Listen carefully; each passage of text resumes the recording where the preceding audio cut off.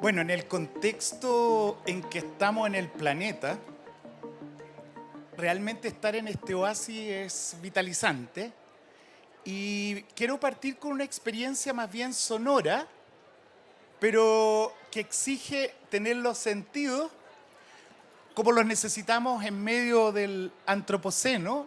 Así que vamos a tener unos 2 minutos de solo escuchar.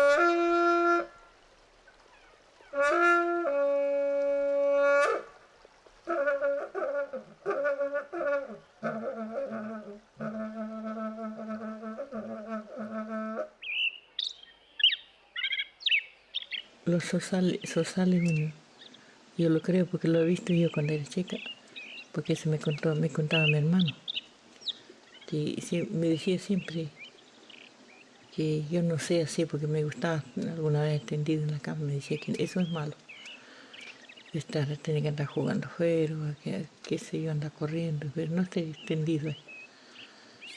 Entonces los zorzales dice que es así, acá sí se llama así. Y van y están poniendo huevos ellos. Entonces la mamá se va y le dice a su hijo mayor, le dice, educa a su hermano.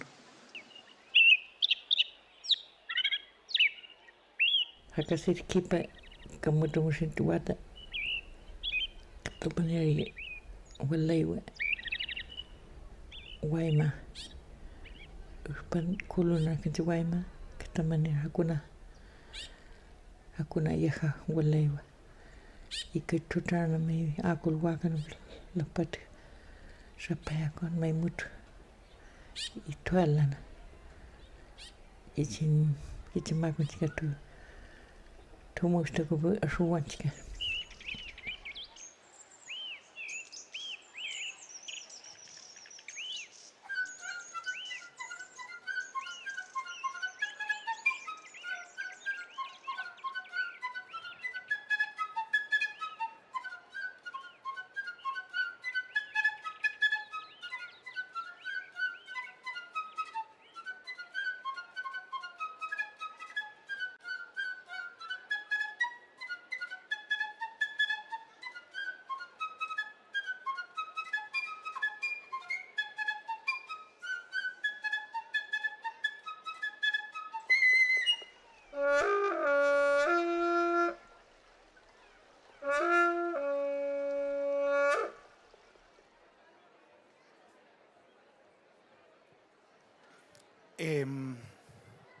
En medio del murmullo, el hermoso murmullo de acá del Festival Ladera Sur, pero también en medio de los murmullos de la ciudad, de las vías agitadas, creo que hay una salida en el antropoceno hacia la vida si hacemos el esfuerzo de escuchar.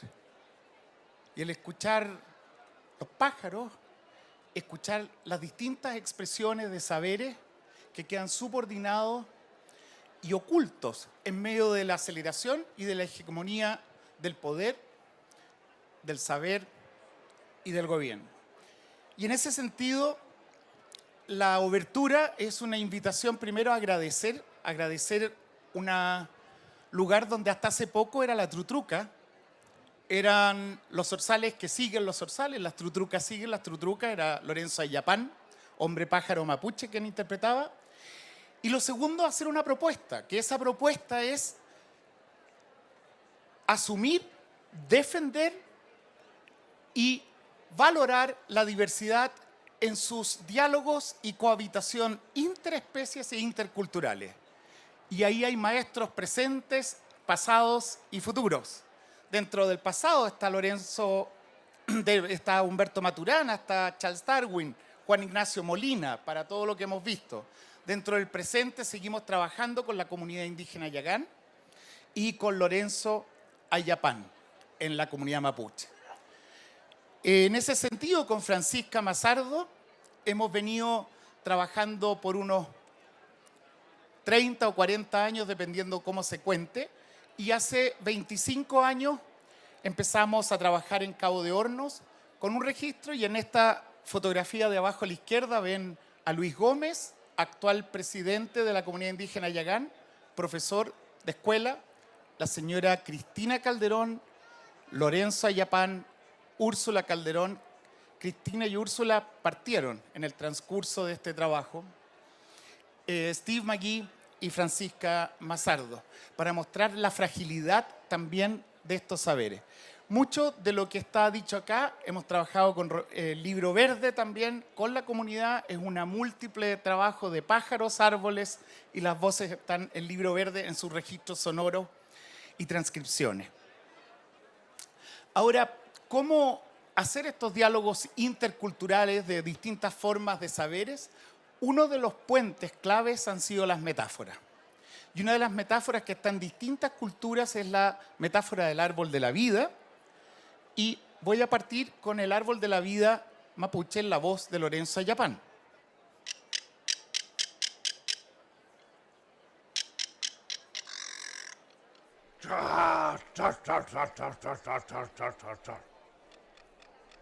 Leftaro fue el nombre mapudungún del gran estratega mapuche, conocido como Lautaro, cuyo padre se llamaba Curuñamco, que significa águila negra. Así, la descendencia de la familia de este héroe, como la de muchas familias mapuche, está íntimamente ligada a las aves. Tachi Leftaro feita unefuta au café mapuche ngay. Kimnietui Lautaro uingen. Café tachi chau Curuñanku piñeque fui. Femngechi kom kepal la ku une ni sol café.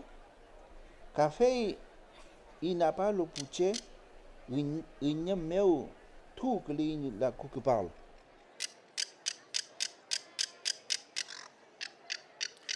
Ahí vemos una historia, una cosmovisión, ¿no es cierto?, que nos liga con un origen de las aves. Leftraro, el traro veloz, es Lautaro, y hay un parentesco entre las aves.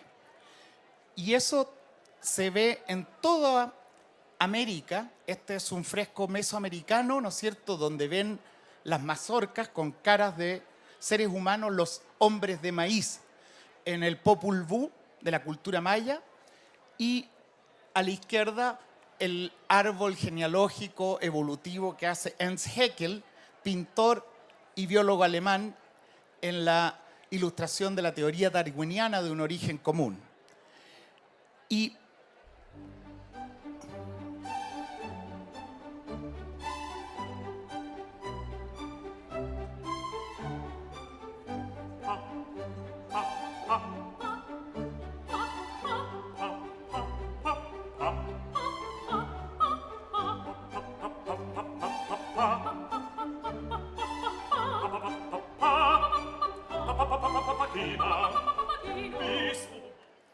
ahí Mozart, desde la modernidad, desde la cultura, también en una onomatopeya con los loros, las loras, los papagayos. La intención es mostrar la interculturalidad desde tradiciones que tienen implicaciones de una genealogía común entre los seres humanos y otros seres vivos, y que están en los pueblos originarios, pero también están en las cosmovisiones científicas y también en las raíces de la civilización occidental. Una interculturalidad donde todos somos pueblos originarios desde la tierra. Y esto que digo no es una propuesta abstracta, sino que en la mañana teníamos un diálogo en que recordaba que nos llamamos humanos. Y el término humano viene de la transición de los etruscos a los romanos cuando surge el latín, y el humus, que es tierra de hoja, la tierra más fértil, es de donde está el concepto que hay que cuidar, porque es desde ahí donde brotamos nosotros, los seres humanos. Entonces, en los términos humanos, mapuche, No hay identidad, pero hay convergencia, hay conciencia de esta pertenencia, de este origen común que está bajo 3 cosmovisiones muy arraigadas.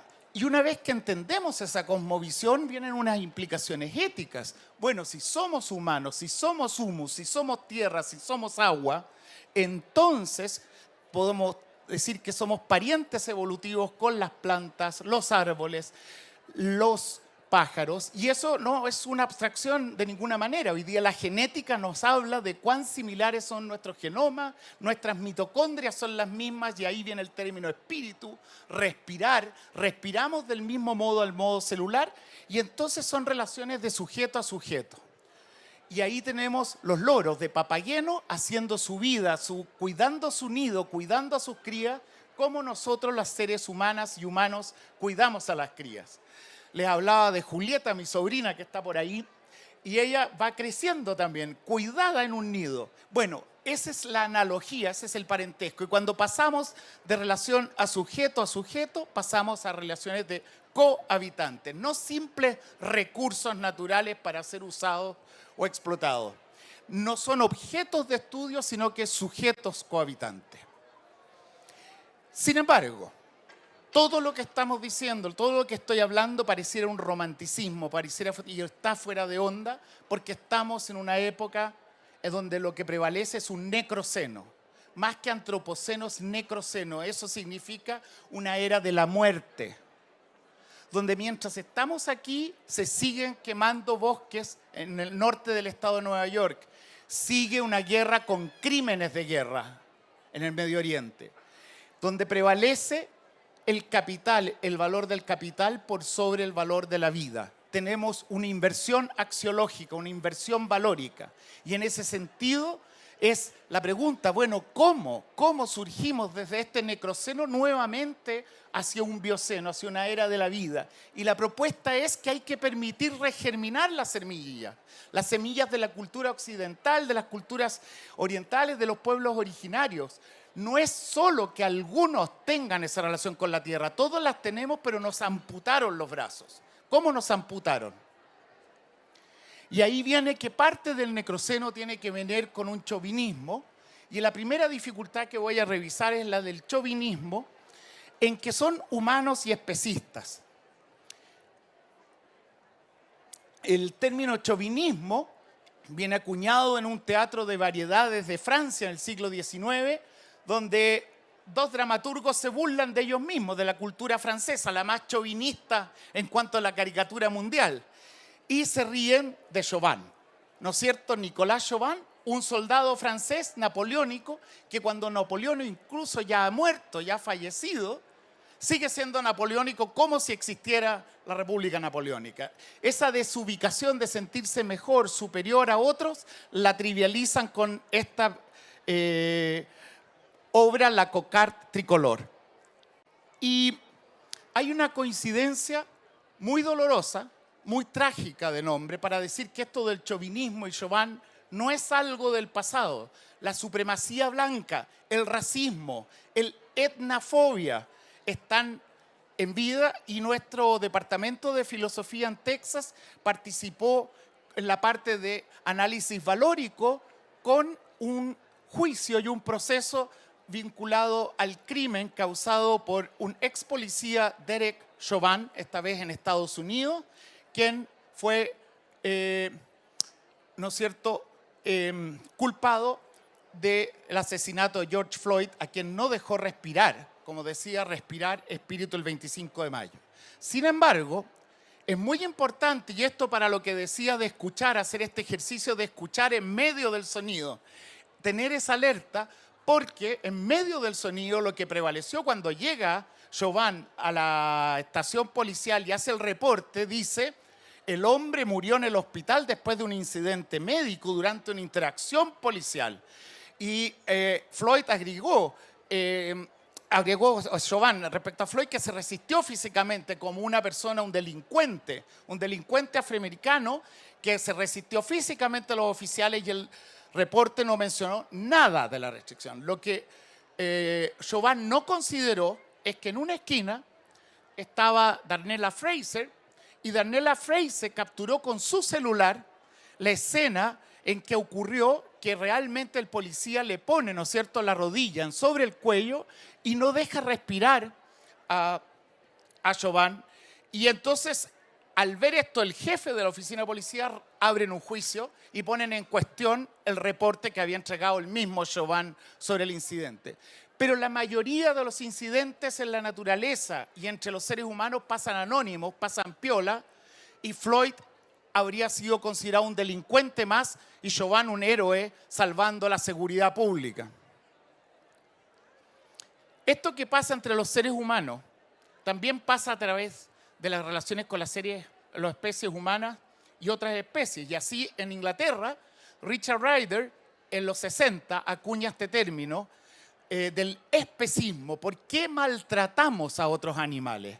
Y aquí Richard Ryder con un perro lo define a través de una analogía crítica al racismo, diciendo: el racismo y el especismo son dos formas de prejuicio que se basan en apariencias y juicios distorsionados, tal como Chauvin respecto a Floyd.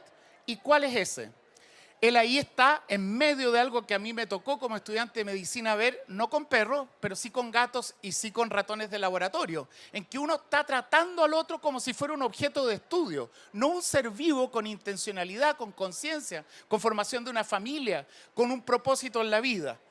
Y entonces dice, si una persona ve a otros seres humanos o especies como diferentes, entonces los consideran que están fuera de la comunidad, que merece una consideración moral. Los puedo tratar como se me plazca. Y eso significa que el especismo y el racismo ontológicamente subestiman las grandes similitudes que tenemos entre el discriminador y los discriminados. George Floyd y Chauvin pertenecen a la misma especie humana. Una se mata al otro subestimando, pensando que solo los blancos merecen justicia y merecen existencia. Aquí los perros eran sacrificados, vivisectados en los tiempos de los 60 y Richard Ryder es heredero de todo el movimiento de mujeres que en el siglo XVIII fueron las mujeres las que empezaron los movimientos de animal rights y movimientos animales. Y entonces ambas formas de prejuicio expresan un desprecio egoísta por los intereses de los demás. El interés personal por sobre el interés público. Y eso es lo que prevalece hoy día. Pero tenemos que reconocer que un señor como Elon Musk, que acompaña a una persona que tiene cargos criminales para presentarse a presidente, ser electo presidente, nos pone en juicio, nos pone en un problema. Puede que le achunte, conversemos con Elon Musk, veámoslo, pero ojo, que aparentemente hubiera un interés propio de no pagar impuestos, de aprovecharse de las condiciones, igual que el electo presidente que se jacta de no pagar impuestos por sobre los intereses públicos. Y eso no funciona, eso no se condice, no es compatible con una democracia. Luego, en Australia, liberación animal. Peter Singer, más conocido, que nos ha visitado varias veces en Chile, y asevera entonces en Animal Liberation que un movimiento de liberación es una demanda por el fin de estos prejuicios y la discriminación basada arbitrarias en la raza, la especie, el sexo, la etnia. Sin embargo, Peter Singer llega a una afirmación respecto hasta dónde llegar en la diversidad de animales y dice, ¿cuán lejos podremos bajar en la escala evolutiva? ¿Comeremos pescado? ¿Comeremos camarones? ¿Comeremos ostras? Y ahí yo critico un chauvinismo vertebrista en que Singer en el 75, él iba cambiando, pero dice las ostras y los moluscos son en general organismos muy primitivos. La mayoría de los moluscos son seres tan rudimentarios que es difícil imaginarlos sintiendo dolor o teniendo estados mentales. De tal manera que con Peter Singer la liberación nos lleva a una liberación que está confinada a los vertebrados, no a toda la diversidad de vida, las plantas, los hongos, las bacterias, los animales en su conjunto. Y entonces, bueno, este chauvinismo humano es criticado por otra persona que es Tom Regan y que dice, bueno, tenemos que ver a todos los que tienen racionalidad, todos los que tienen una intención y hace toda la defensa de los derechos animales sobre la neurología de en mamíferos reconocer que no se pueden hacer diferencias en la conducta, en la anatomía, en la fisiología, y entonces critica cuando no se reconocen estas similitudes de género, etnia, nación o especie biológica.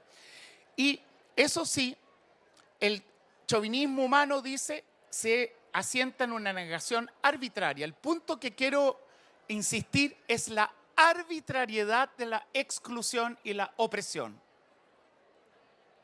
Los hechos, la comprensión científica, la comprensión de pueblos originarios y la comprensión de la civilización occidental es que tenemos similitudes y que no podemos hacer esa exclusión de no atribuir características humanas a aquellos animales no humanos que sí las tienen y persistir entonces en la arrogancia. El chauvinismo humano, eso sí, que critica Reagan, lo atribuye principalmente a los mamíferos, como vemos en esta ilustración de Mauricio Álvarez, y nos cae lo que podríamos llamar en un mastozoocentrismo, es decir, la comunidad de los mamíferos. ¿Cómo pasamos entonces a la comunidad de vida? Y ahí Sandra Baquedano, filósofa de la Universidad de Chile, hija de Manuel Baquedano, fundador del Instituto de Ecología Política en Chile, critica el ecocidio, que es la destrucción antropogénica de la naturaleza, un término que surgió en los 60, en la guerra del Vietnam, cuando pasan los aviones dispersando, ¿no es cierto?, pesticidas, herbicidas para defoliar y ver a los camboyanos, a los vietnamitas debajo de los árboles y dejarlos sin alimentación.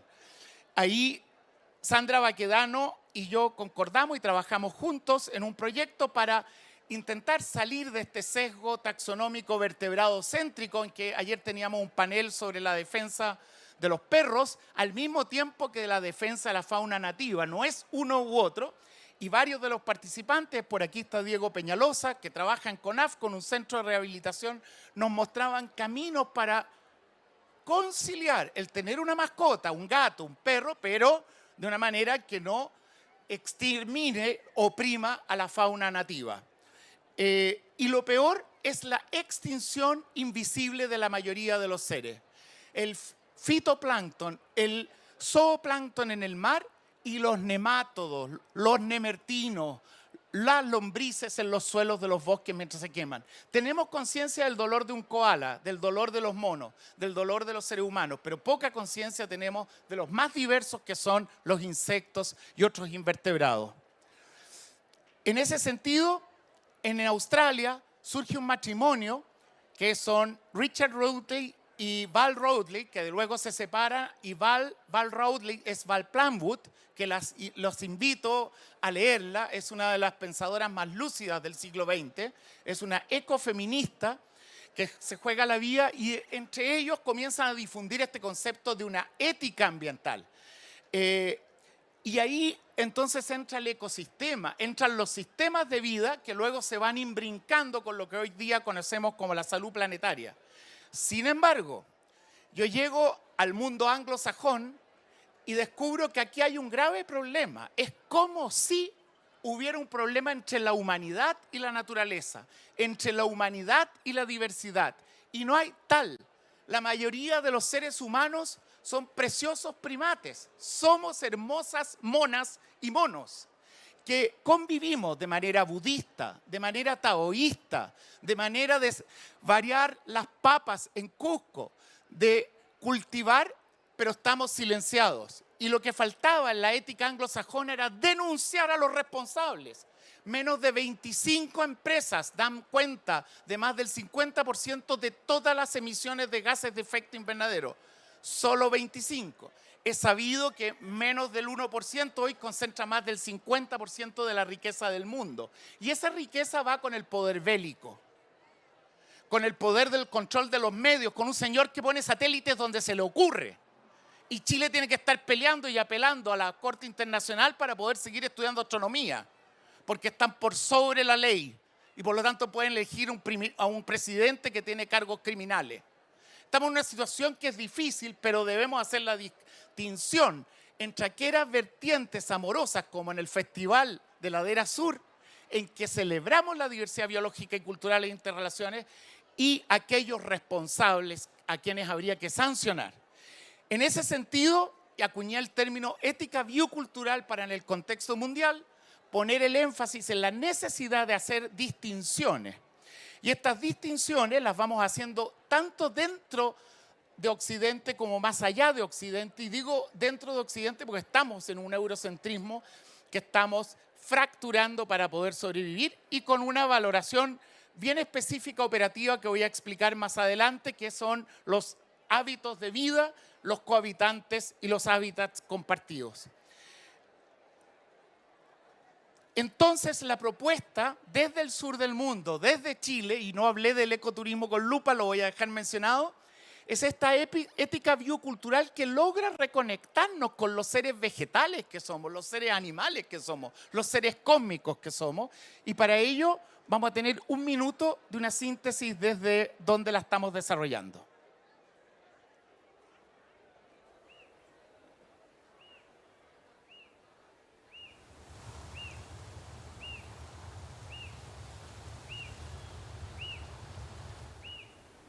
La piedra angular, el concepto central del Parque Omora, es el de ser cohabitantes.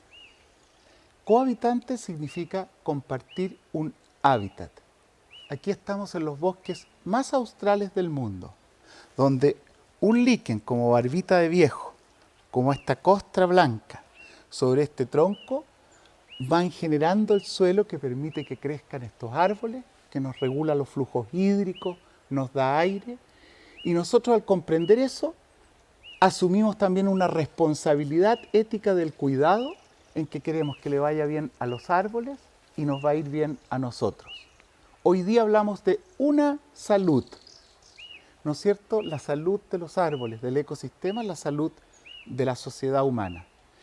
Ese sentido de cohabitar, si queremos decirlo más claramente, en una democracia de especies, donde hay un derecho a vivir de los árboles, los líquenes, los pájaros y los seres humanos, conlleva al final un bienestar material y un bienestar espiritual. Espíritu significa respirar y así respiramos en conjunto, cohabitando. Esto no es abstracto, sino que esto es muy concreto. El bienestar del conjunto de los seres vivos va de la mano con el conjunto de los seres humanos.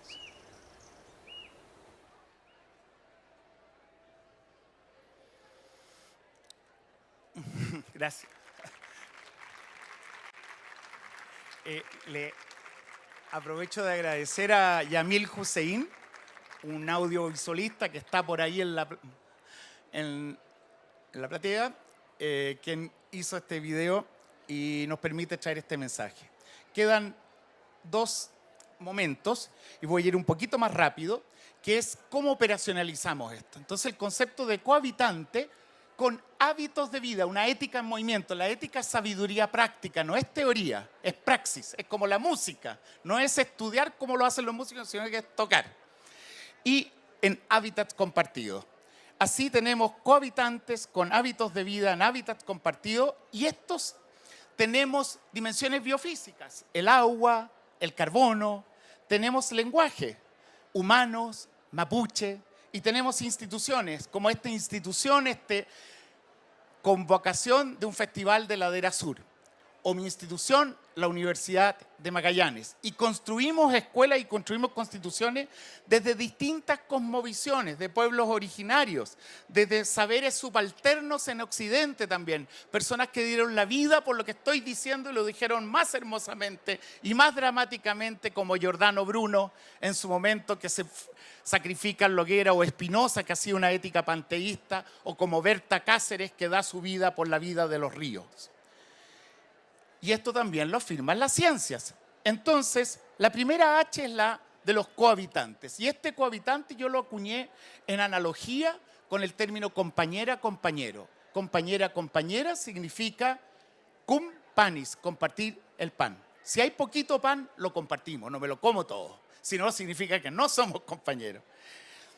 Pero lo que ocurre en el mundo no es eso. Ocurre que hay problemas de nutrición y más del 50% de la población o tiene problemas de mala nutrición, de obesidad o desnutrición. O sea, no estamos compartiendo el pan. Y tampoco cohabitantes, aquí dos personas con que hemos trabajado, la señora Hermelinda y la señora Graciela, en Cusco, cerca de Cusco, en los cultivos de la papa, donde se está cultivando las papas, se está comiendo coca, mascando coca y conversando como cohabitantes compartiendo este hábitat. La palabra hábitat surgió del griego ethos, que significaba en su forma más arcaica, eso aparece en la Ilíada y la Odisea, un lugar protegido. Un establo en la Ilíada, o luego en Píndaro, una madriguera. Una madriguera de una zorra, de una loba, de un león, y con Píndaro y Hesíodo, las moradas humanas, o sea, los nidos que tenemos en las casas. O sea, recuperamos el sentido de la palabra ética, es como una casa, un vecindario, un ladera sur, un oasis, cuidarnos. Ese es el origen primigenio de ética en Occidente que hemos olvidado. Hábitat protegido. Y luego, en Chile, el año pasado, tenemos una celebración a través del nuevo sistema de biodiversidad y áreas protegidas. Instauramos, ¿no es cierto?, el Día de las Áreas Protegidas, podríamos decir el Día de la Ética, que, ¿no es cierto?, tuvo su celebración en múltiples organizaciones, la CONAF, el Ministerio del Medio Ambiente, muchos de los que están y estamos acá, el pasado sábado 9 de noviembre del 2024, en el Día Nacional de las Áreas Protegidas de Chile. Y hoy día, en la mañana, a las 11, ¿no es cierto?, aquí en Ladera Sur, con Eugenio Rengifo, Josefa Gess y Angélica Oyarzún, este libro, ¿por qué parques nacionales? ¿Por qué cuidarnos los cuerpos dentro del organismo, fuera del organismo, los ríos como nacionales, como comunitarios? Y es un libro que se los recomiendo, está en el stand de Ladera Sur y es un espíritu que va brotando desde el sur con fuerza y que va transformando el necroceno en un bioceno. De algo que tiene tanto ancestro como 4.000 años. Hace 4.000 años que Homero decía ethos, hábitat protegido. Y hace 3.000 años, no, 2.500, que Aristóteles tomaba una conjugación de ethos, que es un sustantivo en un verbo, de ethos a etiqué, que es habitar, pero habitar recurrentemente, que es habitar practicando lo mismo. Un buen flautista es un flautista virtuoso. Un buen guitarrista, un guitarrista virtuoso. Un buen guardián de la naturaleza es un guardián virtuoso. La virtud, cultivar la virtud. Epicuro dice, vivamos como jardineras y jardineros, cultivemos las plantas y cultivando las plantas nos cultivamos a nosotros mismos en comunidades de cohabitación. Y hoy desde la ética biocultural del sur proponemos entonces prácticas de cuidado de la naturaleza que significan el cuidado colectivo de comunidades diversas, cultural y biológicamente, como ocurre desde el norte de Visviri hasta Cabo de Hornos y Diego Ramírez. En esa relación de hábitos de cuidado, el concepto de guardianes de la naturaleza ocupa un lugar central en el nuevo constitucionalismo latinoamericano y en la Declaración de Derechos Bioculturales de los Ríos, como el río Atrato, es la figura legal por la cual se le da voz a los ríos, se le da voz a las algas, se le da voz a los peces. ¿Quiénes? Las doctoras, los médicos, la atención primaria, las ONG, los pueblos afroamericanos, los pueblos originarios, las ONG, y llegan a incluir en la Constitución, en la sentencia T622 del año 2016, la figura de derechos bioculturales de los ríos, que estamos trabajando para el río Biobío ahora, con esta forma de implementación a través de guardianes de la naturaleza, que está en los cursos que promueve el libro ¿Por qué Parques para Chile?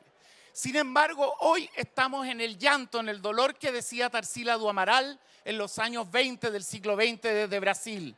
La antropofagia, Avo Purú Tarsila do Amaral dice, nos estamos comiendo, fíjense en la jibarización de la cabeza, tenemos la cabeza chiquitita, absorbida por el sistema. no libre de la Matrix y nos aumenta el buche, las patas para comernos los unos a los otros y comernos a la naturaleza. Y los hábitos no son de cuidado de la naturaleza, sino de lo que Tarsila de Amaral denunciaba como antropofagia. Entonces, ¿cómo pasamos de esta antropofagia, que es una enfermedad física, una compulsión hacia el consumismo en la insatisfacción de la plenitud de la vida y la reconexión en la cohabitación en el estilo epicuriano? Y ahí entonces la pregunta es, ¿cómo transitar desde la antropofagia hacia una conservación biocultural, como muestra acá Pedro González de Guatemala en la cosecha del cacao, y como hemos fundamentado en varios libros, y lo que presento viene de este libro, desde la homogenización biocultural hacia la conservación biocultural? Brevemente, 2 actos y con eso voy a terminar con una coda.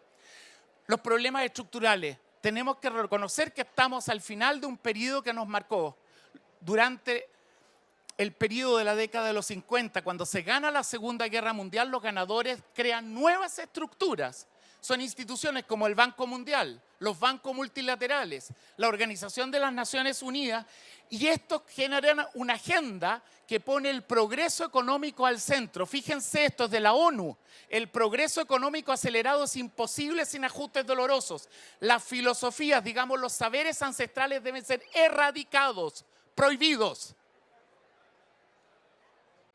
Nosotros vivimos un periodo, a mí me tomaron una vez detenido por andar con un charango en el barroco andino en el año 81, donde la sabiduría eran amenazas a esto. Deben desintegrarse los lazos de casta, credo, raza. Muy pocas comunidades están dispuestas a pagar el precio del progreso económico. Es decir, no es que la naturaleza humana quiera el mejor auto, no es que la naturaleza humana sea egoísta. Es una agenda escrita y dicha, y hay propuestas que dicen eso, pero son algunas de las propuestas y las menores. En mi punto de vista, una anomalía que si no la corregimos vamos a un suicidio colectivo. Y al corregirla vamos hacia el florecer de la vida. Arturo Escobar, sociólogo, historiador colombiano, pensador, con La invención del tercer mundo, una lectura que permite documentar este punto.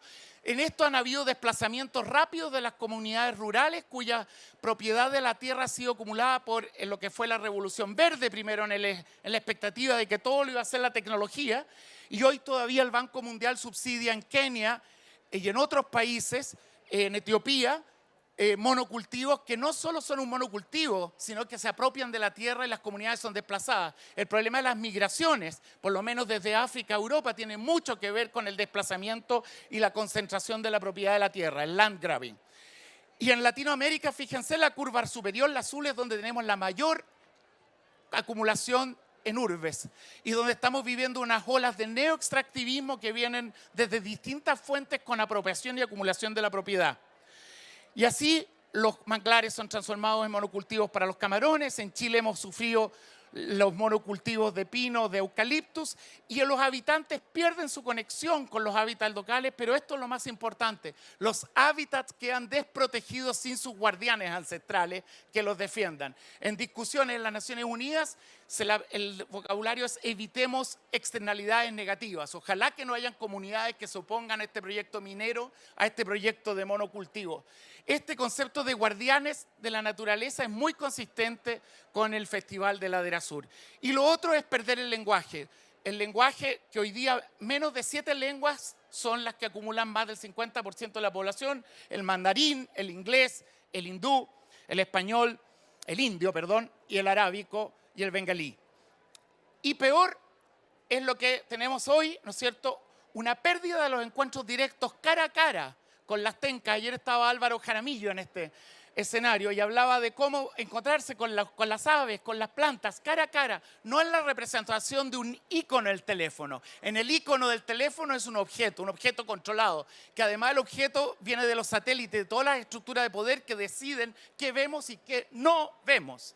Entonces tenemos que recuperar estos encuentros cara a cara para tener una ética en la educación, corregir esta pérdida de conceptos y prácticas filosóficas como si la ética fuera una cuestión puramente de emociones. Y eso se llamó el emotivismo, para dejarnos sin vocabulario, sin un lenguaje político, como creyendo que es una cuestión de lo que me guste, lo que sienta.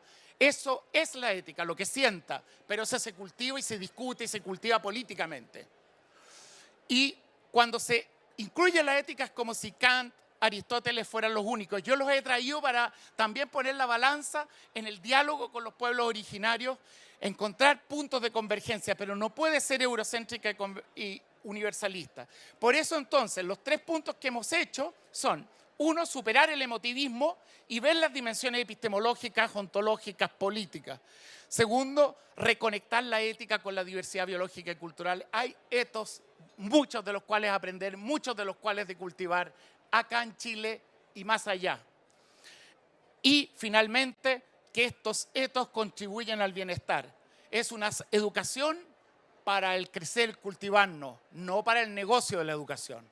Y eso que suena como de sentido común, sabemos que no siempre se cobra por hacer educación.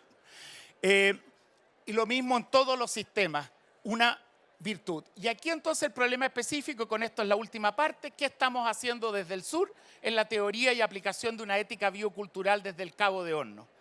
Y ahí entonces con un centro en Puerto Williams dedicado a la investigación, a la conservación, al turismo lento, a la investigación transdisciplinaria con el gobierno regional, con ONGs, con ayudas desde Chile, desde todo el territorio y desde el mundo. Hemos inaugurado el Centro Subantártico Cabo de Hornos en una transdisciplinaridad de este Centro Internacional Cabo de Hornos, con muchas personas, muchas instituciones, y les voy a mostrar un par de cosas.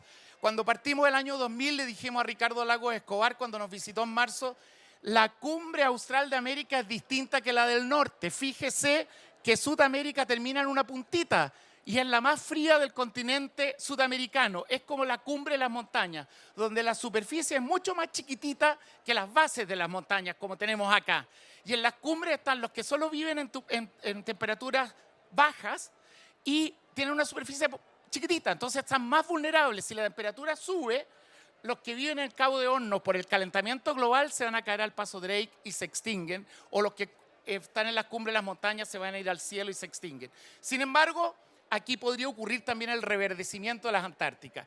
En esta diferencia de complementariedad entre el sur y el norte le dijimos: necesitamos poner una lupa, y tan importante como los telescopios en Atacama para mirar el espacio exterior, es la lupa para mirar el espacio interior, las cosmovisiones, y desde Sudamérica el cambio climático global. Por eso acuñamos el concepto de centinelas del cambio climático y ojalá poder reorientarlo en una estructura global donde tenemos la localidad en estos 25 millones de áreas protegidas marinas y terrestres, trabajando en una red de instituciones a través del país y conectados por fibra óptica con el mundo. En lo institucional, muy brevemente, el concepto de área protegida. ¿Por qué parques nacionales? 3 conceptos importantes. 1, la descentralización, estar en los territorios, tener la ciencia allá, en el Cabo de Hornos, en esa cumbre austral, que luego hacemos el asímil con Torres García, que había hecho la América invertida en los años 30, ¿no es cierto?, para mostrar que el norte está en el sur. El futuro está en el sur, y eso lo tomó la Universidad de Magallanes como su logo. Luego el concepto de laboratorio natural, que nosotros asumimos como estructura el año 2000. José Miguel Aguilera nos visitó en el 2010, lo amplificó a través del CONICIT, y nosotros a su vez lo habíamos aprendido en Galápagos, donde fue acuñado el concepto de laboratorio natural en los años 30. Y lo más importante de todo, encontrar una red mundial que en el SWAP tenemos un gran desafío, que son las reservas de la biosfera. La reserva de la biosfera es una figura en que la conservación debe ser social, económica y ambiental.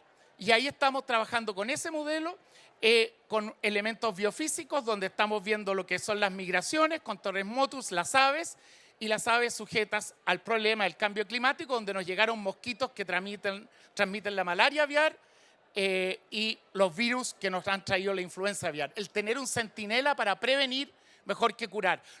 La integridad de los hábitats hace las aves más resistentes a estas epidemias y ojalá evite su morbilidad o la mitigue. Y finalmente, y con esto termino,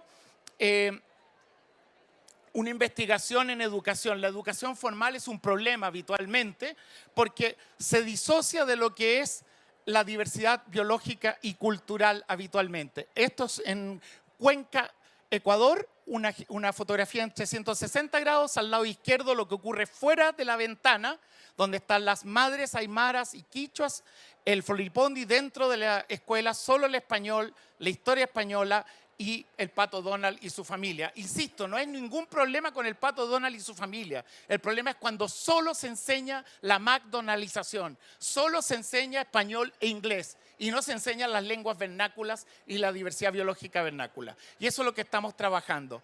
El ecoturismo con lupa es una forma, esto va a ser otra presentación, pero pensaba que las bases de esto era lo que quería entregar. Tenía un video final, pero me dicen que estamos terminando y voy a terminar entonces con una coda, que es solamente un minuto de esto, pero lo voy a dejar en el video de Ladera Sur, o son 3 minutos. ¿Qué hacemos? ¿Lo dejamos o...? Ya.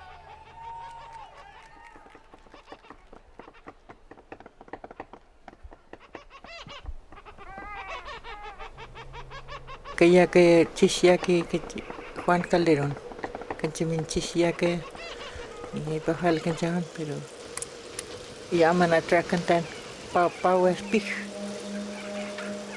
Spun como Elena, Guaymaki, Asquipanska Kit Kurtuco, pero en Kit como la Gargua, que Canchakiska Guaymaki, Moilaman, Kichka Tucupi, y Katagakit. Pan kit como que está acá a main con huele guayman y que bueno que kakun está acá kipa que chica a main mac kamatra que ti kaku hueca que chica que tu hueca y que como grupo que no kipi y que te pijan a los campe kipi ya canté matucope asun kiait canté amai kichka chikata lamana kipa lampia ya canté kakuliait asun kaita.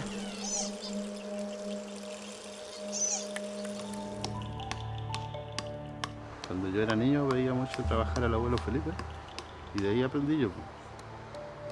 Y esto es bastante complicado, o sea, hay que tener algún tipo de conocimiento para la selección del árbol, el corte, porque la idea es no matar el árbol. Cuando uno saca para el porte que quiere hacer la canoa. Yo por lo menos quiero hacer una chica. Esta yo la divido en 3 partes, y hago las 2 tapas laterales y dejaría el centro para la parte de abajo, que la plantilla le llamamos nosotros.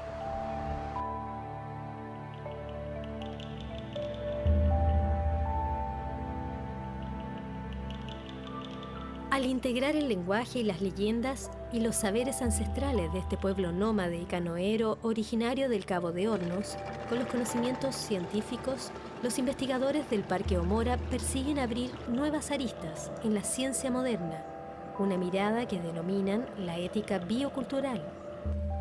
El coihue sirve para hacer la canoa con su corteza, pero el coihue es el que le permite al pájaro carpintero hacer su nido, alimentarse y cultivar su familia. Y el concepto que nos liga a todos es el de cohabitante. Cohabita el pájaro carpintero con el coihue de Magallanes. Cohabitamos los humanos, los árboles, los pájaros. Al considerarnos cohabitantes, tomamos conciencia de compartir un hábitat u hogar.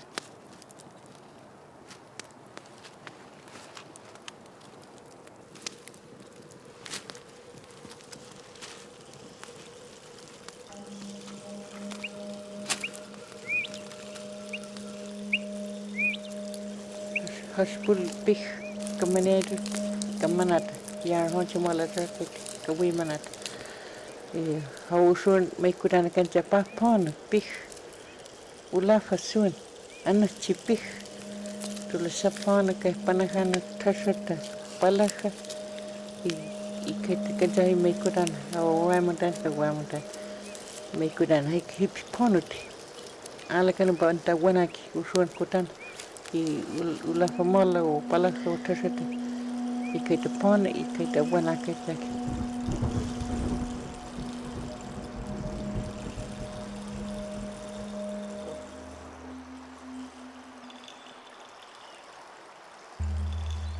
No es pensable que Julia González pueda hacer su cesto si es que no existen los humedales. No es pensable que conservemos los humedales si no los conocemos, si no los comprendemos, si no los conservamos.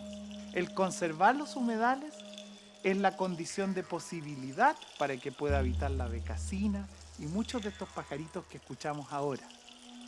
Lo mismo, el bosque es la condición de posibilidad para construir las canoas. Entonces se juntan los saberes y se juntan las dimensiones de la vida.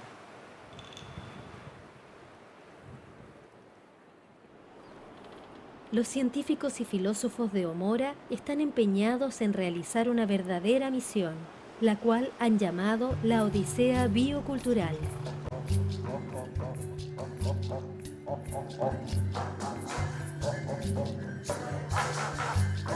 La naturaleza tiene su ritmo, desde la mañana al mediodía, al atardecer. Las estaciones tienen su ritmo. Y ese ritmo hay que escucharlo y hay que respetarlo.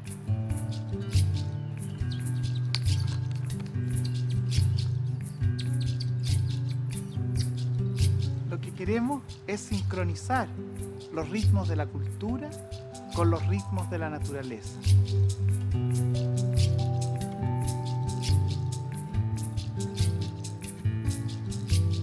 Afinar los ritmos del mundo biológico y del mundo cultural es la Odisea Biocultural.